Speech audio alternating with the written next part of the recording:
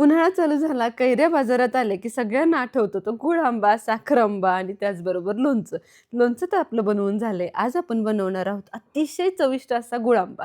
यासाठी कैऱ्या घेतल्यात. कैऱ्या घेताना गूळ आंब्यासाठी कडक घ्या.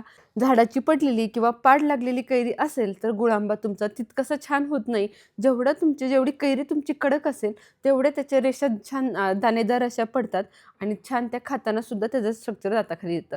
जर तुमची सॉफ्ट कैरी असेल ना, तर गूळ आंबा बनवतानाच त्या कैरी अगदी स्मॅश होऊन जाते आणि पाहिजे असं स्ट्रक्चर भेटत नाही.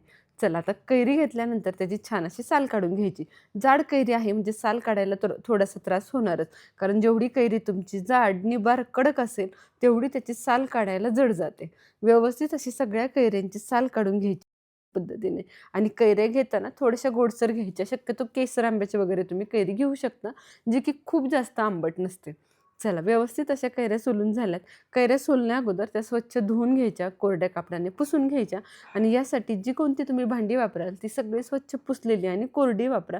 जेणेकरून हा गूळ आंबा तुम्ही अगदी 6 महिनेच काय वर्षभर सुद्धा आरामात टिकवू शकता. फ्रिजमध्ये जर तुम्ही हा गूळ आंबा साठवला ना, वर्षभर याला काही सुद्धा होत नाही.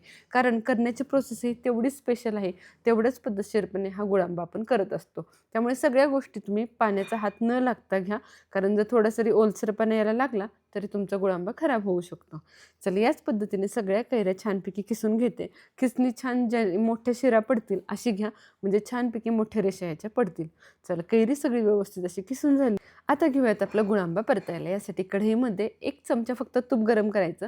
यावरती 1 छोटा दालचिनीचा तुकडा, 2 लवंगा आणि 1 छोटी वेलची. फक्त एवढेच हे मसाले घालायचे आहेत, जेणेकरून आपल्या गूळ आंब्याला छान अशी टेस्ट येईल. दालचिनी, लवंग आणि वेलदोड्यामुळे खूप टेस्टी असा हा गूळ आंबा तयार होतो. तुपावरती या तिन्ही गोष्टी 2 मिनिटं फक्त परतल्या गेल्या, की यावरती हा किसलेला कैरीचा किस घालून घ्यायचा. 1-2 मिनिटं फक्त परतवून घ्यायचा आणि त्यानंतर यामध्ये घालायचा आहे तो गूळ. आता गुळाचं प्रमाण हे कसं ठरवणार? तुमची कैरी किती आंबट आहे, त्यानुसार तुम्ही गूळ घ्या. कैरी जर मीडियम आंबट असेल, तर 1 किलो कैरीसाठी तुम्ही 3 पावशेर गूळ घेऊ शकता. इथे मी 1 किलो कैऱ्या होत्या. कैरी थोडीशी गोडसर होती, त्यामुळे मी इथे पाऊण किलो गूळ वापरला आहे. आता गूळ घेताना तो खिसून घेऊ शकता, फोडून घेऊ शकता. मी इथे ओबडधोबड असा फोडून घेतलाय, कारण गूळ आता आपल्या यामध्ये शिजणार आहे, तो छानपैकी मेल्ट होणार आहे. त्यामुळे मी जास्त याला किसत बसली नाहीये. तुम्ही अशा पद्धतीने रफली फोडून घेतला ना तरीही चालेल. छान मिक्स केल्यानंतर झाकण ठेवायचं आणि 1-2 मिनिटं याला वाफ द्यायची. वाफेमुळे छानपैकी गूळ मेल्ट व्हायला सुरुवात होते आणि आता या गुळाच्या छान पाकामध्ये आपल्याला ही कैरी शिजवून घ्यायची. गूळ आंबा पूर्ण तयार व्हायला किमान 15 ते 20 मिनिटं तरी जातात. म्हणजे कमी क्वांटिटीमध्ये असेल तर. इथं माझ्या 1.5 किलोचाच आहे, त्यामुळे अगदी 20 मिनिटामध्ये गूळ आंबा तयार झाला होता. गूळ आंबा करताना कंटिन्युअसली तो परतत राहायचा, मिक्स करत राहायचं, जेणेकरून तो कढईला खाली लागणार नाही. 1-2 मिनिटं फक्त मी झाकण ठेवून घेतलंय, जेणेकरून गूळ व्यवस्थित असा वितळेल, त्याचा व्यवस्थित असा पाक तयार होईल. सुंदर असा हा गूळ आंबा आपला तयार होतोय. इथे मला गूळ खूप छान मिळाला होता, त्यामुळे गुळाचा रंग अप्रतिम असा या गूळ आंब्याला येतो. गूळ आंबा हा फक्त चविष्टच नाही, तर शरीरासाठी सुद्धा फायदेशीर ठरतो. जेवढा तो खायला चविष्ट आहे ना, तेवढाच तो आरोग्यासाठी सुद्धा उपयोगी आहे. कारण जेवढा तुम्ही गूळ चांगला वापराल, तेवढं तुमच्या शरीरासाठी एच-बी तुमचा बॅलन्स होण्यासाठी मदत करतं. चला गूळ व्यवस्थितपणे असा मिक्स करून घ्यायचा. व्यवस्थित अशा ह्या सगळ्या गोष्टी छान परतवून घ्यायच्या आणि सगळ्यात शेवटी बोटाने एकदा चेक करायचं. छान अगदी तार येण्यासारखा याचा पाक तयार झाला, की समजायचं तुमचा गूळ आंबा परफेक्ट असा तयार झाला आहे.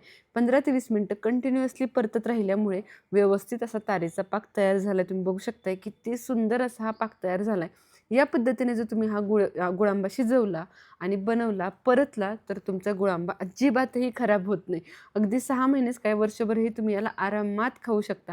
एखाद्या डब्यामध्ये टाईट झाकणाच्या डब्यामध्ये, भरणीमध्ये भरून तुम्ही फ्रिजमध्ये याला ठेवू शकता. जेव्हा खायचं आहे त्यावेळेला बाहेर काढून तुम्ही वाटीमध्ये काढून याला खाऊ शकता.